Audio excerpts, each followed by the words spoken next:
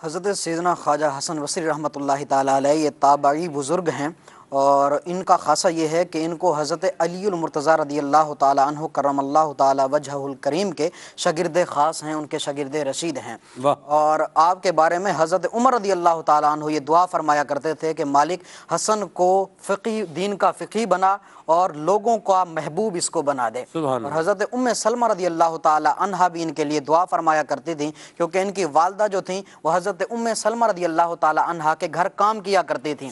اور یہ ان کے گھر پر اکثر کھیلا کرتے تھے۔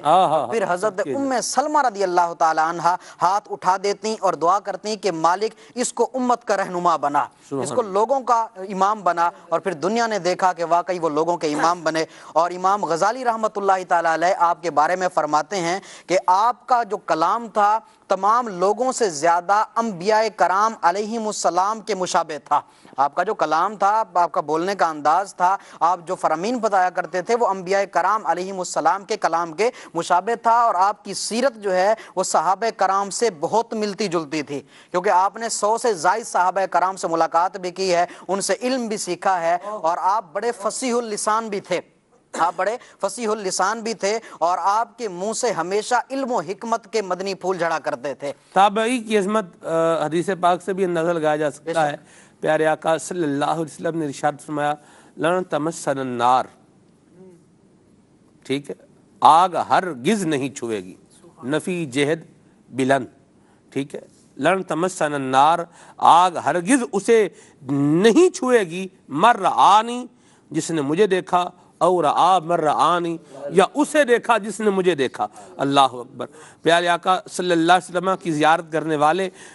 صحابی، اور جو صحابہ کی زیارت کرنے والے وہ تابعی، اور کیا نبی کریم صلی اللہ علیہ وسلم نے دونوں کے لیے بشارت عطا فرمائی ہے۔ مرحبا جی مزید۔ ان کے حوالے سے ان کا علمی پہلو تو یہ تھا کہ ان سے کثیر احادیث طیبہ بھی مروی ہیں، ان کے ملفوظات شریفہ بھی کثیر تعداد کے اندر ہیں، اور فضائل مکہ پر آپ نے ایک بہترین قسم کی کتاب بھی لکھی ہے، اور آپ رحمۃ اللہ تعالی علیہ، وہ ہے تو ایسے ان کا مکتوب ہے، خط ہے ان کا، لیکن کتاب کی صورت میں اس کو شائع کیا گیا ہے، اور کیا ہی خوب پڑھنے سے تعلق رکھتا ہے، اور اس کو پڑھ کے دل میں مکہ مکرمہ کی محبت میں مزید اضافہ ہوتا ہے۔ سبحان اللہ۔ اور آپ رحمۃ اللہ تعالیٰ علیہ کا یہ علم کا پہلو تھا۔ اسی طرح آپ کی سیرت کے چند اور پہلو بھی اٹھائے جائیں تو وہ بھی بے مثال ملتے ہیں۔ آپ کے خوف خدا کا عالم یہ تھا کہ روایات میں آتا ہے کہ آپ 40 سال تک ہنسے نہیں تھے۔ جب لوگوں نے آپ کے بارے میں اتنا لکھا کہ جب آپ بیٹھتے تھے تو گویا ایسے لگتا تھا جیسے کوئی قیدی بیٹھا ہو اور اس کی گردن اڑانے کے لیے اس کو لایا گیا ہو، اور جب آپ بولتے تھے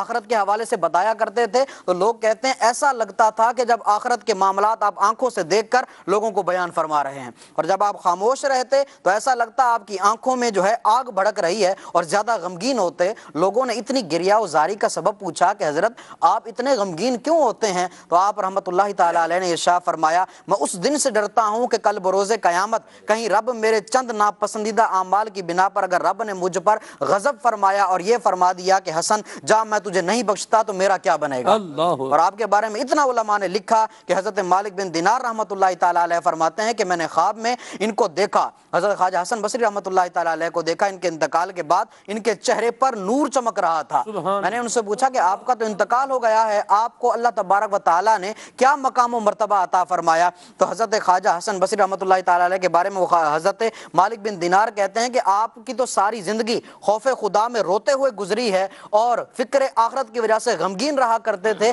کیا مقام ملا؟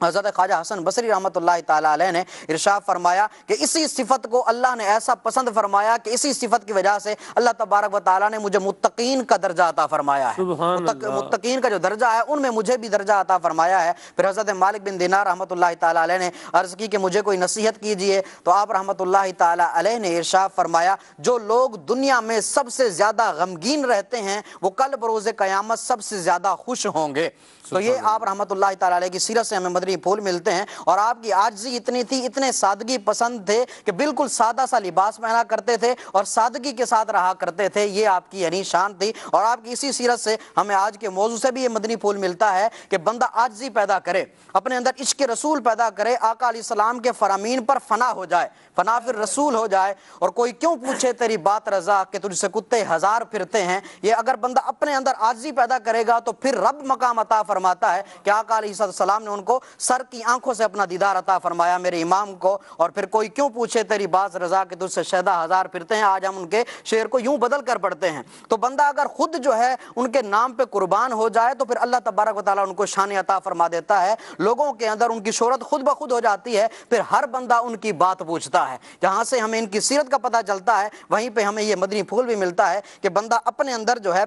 आजिज़ी को पैदा करे, अपने अंदर इज्जत रखे। और हदीस पाक भी है कि मन तवादा लिल्लाह, जो अल्लाह तबारक व तआला के लिए झुकता है, रफ़अहुल्लाह, अल्लाह तबारक व तआला उसको बुलंदियां अता फरमा देता है। और जो तकब्बुर करता है, ये अनानियत सलमान भाई एक ऐसी चीज़ है कि जिसकी वजह से लोग फिर उसको पूछते नहीं हैं। अनानियत जब बंदे के अंदर आ जाती है, तकब्बुर आ जाता है, उसके घर वाले भी उससे कतराते हैं, माशरे वाले तो दूर की बात है। और किसी ने कहा था कि अना जो है ये 3 लफ्ज़ों का मजमुआ है, अलिफ है, नून है, फिर अलिफ है। अलिफ से इंसान है, नून से नफ्स है, आगे वाले अलिफ से अल्लाह है। अगर 20 से नफ्स हट जाए, इंसान नफ्स की पैरवी छोड़ दे, फिर इंसान अल्लाह से मिल जाता है और अल्लाह तबारक व तआला के फरामीन पर अमल करने वाला बन जाता है। तो इन तमाम चीज़ों को अगर इंसान छोड़ दे, तकब्बुर को छोड़ दे, अपने अंदर आजिज़ी पैदा करे, तो इंसान जो है अगर छुप कर भी अल्लाह की इबादत करेगा, रब उसको फिर भी लोगों के अंदर मशहूर फरमा देगा। ऐसे कई बुजुर्गान दीन गुजरे हैं कि जो छुप कर अल्लाह तबारक व तआला की इबादत किया करते थे, लेकिन लोगों में उनकी शोहरत हो गई। हज़रत अबू हुरैरा रज़ी अल्लाह तआला अन्हु ने आका अलैहिस्सलाम की बारगाह में अर्ज़ की, आगा लोग जो है वो क्या करते हैं कि छुप कर इबादत करते हैं, फिर भी लोग उनकी तारीफ करते हैं। तो आका अलैहिस्सलाम ने इरशाद फरमाया, तुमने अल्लाह तबारक व तआला का वो फरमान नहीं सुना कि लहुमुल बुशरा फिल हयातिद दुनिया, कि उनके लिए ज़ाहिरी दुनिया के अंदर भी जो है वो खुशखबरियाँ हैं, और वो खुशखबरियाँ यही हैं कि वो अल्लाह तबारक व तआला की इबादत करेंगे और अल्लाह तबारक व तआला लोगों में उनका चर्चा फरमा देगा और लोग उनको जानेंगे। तो हज़रत ख्वाजा हसन बसरी रहमतुल्लाह तआला अलैह की इबादत का आलम यह था कि आपने 70 साल बावजू रहकर अल्लाह तबारक व तआला की इबादत की है। और आजिज़ी का आलम भी हमने सुना, तो उनके अंदर तकब्बुर का तो नामो निशान तक नहीं था। और आपके अंदर इल्म ऐसा था कि हज़रत अली मुर्तज़ा ने एक मरतबा बसरा के और उसके अतराफ का चक्कर लगाया, और जो वाइज थे उनको वाज से मना कर दिया, कहा जिसके पास इल्म नहीं है वो लोगों को वाज न करे। फिर हसन ने बसरी रहमतुल्लाह तआला अलैह के पास आए तो देखा कि ये लोगों को वाज फरमा रहे हैं, और इन्होंने अपना पर्दे से सर ढांप लिया। हज़रत अली मुर्तज़ा रज़ी अल्लाह तआला अन्हु ने पूछा कि तुम आलिम हो या तालिब इल्म हो? तो इन्होंने कहा कि ना मैं आलिम हूँ ना मैं तालिब इल्म हूँ, मुझ तक आका अलैहिस्सलाम की जो अहदीस पहुंची हैं मैं वो लोगों तक पहुंचाता हूँ। फिर आप रज़ी अल्लाह तआला अन्हु उनको फरमाया कि तुम जो है अपने वाज को जारी रखो, क्योंकि हज़रत अली मुर्तज़ा थे, उनकी निगाह दूर तक थी, वो देख रहे थे कि हज़रत हसन बसरी रहमतुल्लाह तआला अलैह को रब ने बड़ा मकाम अता फरमाया है, और फरमाया कि तुम जो है अपना वाज जारी रखो। ये इनके इल्म का पहलू भी था, इनकी इबादत का भी पहलू था, और आपके खौफ खुदा का आलम वही था जो हमने सुना। अल्लाह तबारक व तआला हम सबको इनके नक्शे कदम पर चलने की तौफीक अता फरमाए। आमीन आमीन।